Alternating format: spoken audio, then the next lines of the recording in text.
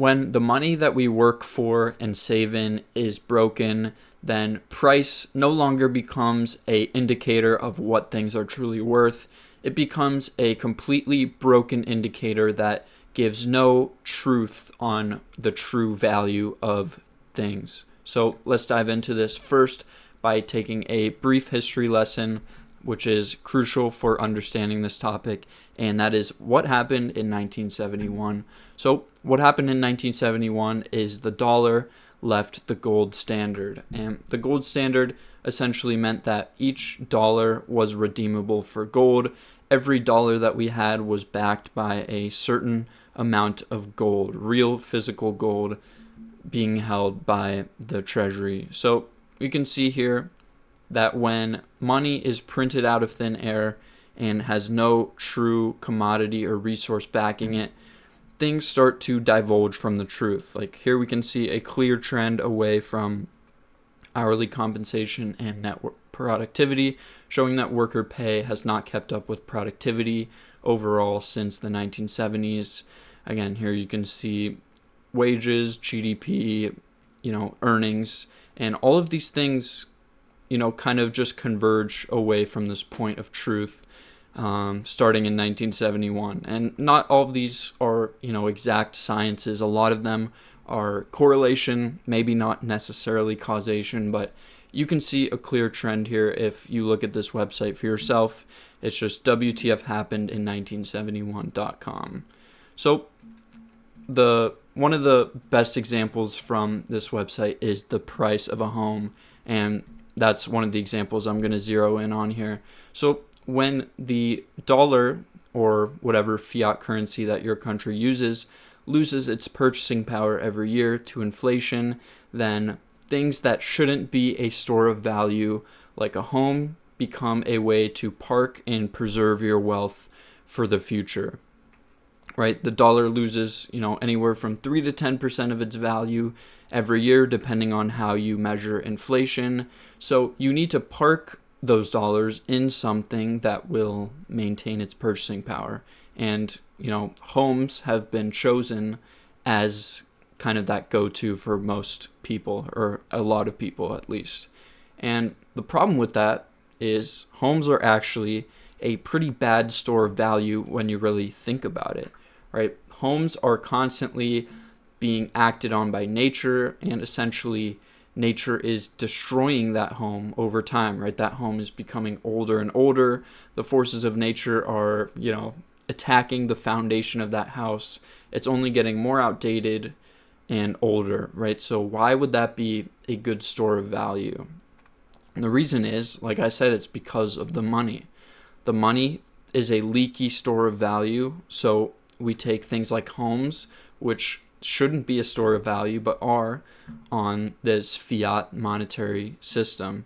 And then I have another example here of a Pokémon card that's currently, listed at about $1,000. And on top of it, this is a modern card, right? It's a card that was printed earlier this year.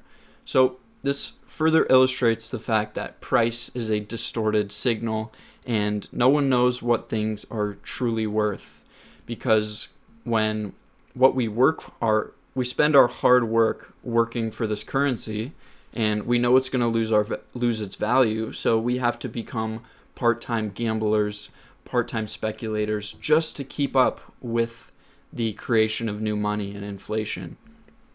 So with things like this, right, these prices become distorted signals. No one knows that this card is worth $1,000, right? It's actively being printed, right? They're still printing, packs of this set. They're still being distributed. No one knows how much is really out there, right? It makes a little bit more sense that like an old card, would have some kind of premium to it, right? It's never going to be printed again. It has that old nostalgic feel to it. And, we roughly know how many of these are in circulation. But with something like this, right, people are just capitalizing on that hype, of the Pokemon cards doing well, and manipulating these things to reflect higher prices, and then people in the long term will end up getting destroyed by this. So houses, stocks, collectibles, Pokemon cards, everything becomes a store of value, even things that shouldn't be. And, stocks can be great investments, right? This second example, you might think, well, that should be a store of value. And I would agree with that, but there's a big caveat here because stocks should be a sign of risk, right? You're taking risk on this company and the fact that this company is going to return capital. But with things like index funds, so much of this stock investing is just passive flows, right? Like the S&P 500, right? People invest in the S&P 500 at the end of the day, right? When it comes down to it, to escape the debasement of the money, right? That's really what it comes down to. These things shouldn't be just a store of value, right? They should be speculative bets that you make. So the next part of this is, it's not that everything is getting more valuable, it's that the money measuring it is getting weaker, right? These things aren't becoming more valuable overnight. And I wanted to just draw this little thing here to kind of illustrate this. So basically what's happening is you have a house and you have a ruler that you're using to measure that house, right? So let's say this is like a meter stick or whatever, and this unit of measurement actually represents $1, right? So every year this measuring stick is shrunken by 3 to 10%, like I said, depending on how you choose to measure inflation. So every year, you're slashing off a little bit of this. It gets smaller and smaller and smaller. And, over time, right, the dollar has lost, maybe almost 99% of its value in its existence.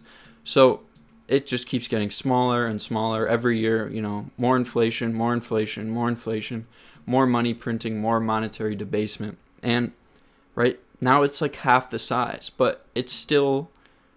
it still has big branding on it that says $1, but it's much smaller. So it's like a very simple, like almost optical illusion that's happening here. And people are saying, well, oh my God, this house, right? It's getting so much bigger, right? It's taking so much more measuring sticks to measure the house than it did before. Like, oh my God, houses are getting so much more expensive. That's crazy. Right? Did the house get bigger and better and, that much better of an investment? No. Right? The thing we were using to measure it got smaller. And, it seems so obvious and intuitive at first, but it's really not when you hear how people describe the prices of things going up. And it's just it's just people act like it's just a natural thing that's happening. They don't talk about the fact that, why are they printing all this money and devaluing my currency? Like even gold, gold bars are the same thing. We're like, oh my God, gold is getting so expensive, right? Like the medals in the Olympics, they used to be pure gold. Now they're not, right? I guess gold just got that much more expensive then. Oh well, right? No, these things aren't getting more expensive, more valuable. They're getting smaller, right? Or the measuring stick we're using to measure them got smaller. And like I said, it seems simple and intuitive, but this is an important mindset shift on understanding the dynamics of these things. And you'll be far ahead of the curve if you start to understand it this way. So if you fix the money, you fix the price of everything, right? What if inflation just stopped happening? Right? If the money just stopped losing its value and actually maintained its purchasing power, we wouldn't need to do these things, right? We wouldn't need homes to be a giant piggy bank. We wouldn't need to speculate and manipulate the price of Pokemon cards, right? We wouldn't need to invest in the S&P 500, just to have a shot at owning a home in the future, right? If we just saved in a currency that didn't rob us blind of our purchasing power, the price of things would become real signal. We would actually have a better understanding of what things are worth. And that's the thesis of Bitcoin, right? Bitcoin is a new form of money, right? Created in 2009, and it's a form of money that can be sent anywhere in the world without permission, and it's money that has a fixed supply, right? No one can print more Bitcoin. There will only ever be 21 million Bitcoin. So that's why I always say Bitcoin is so much more than an investment, right? Bitcoin isn't just another speculation you're making in order to make more dollars to keep up with monetary debasement. Bitcoin is a frame of thinking, a frame of mind, a way to understand economics and the world and how we value things and how to save for the future. And for me, it's given me more hope in the future.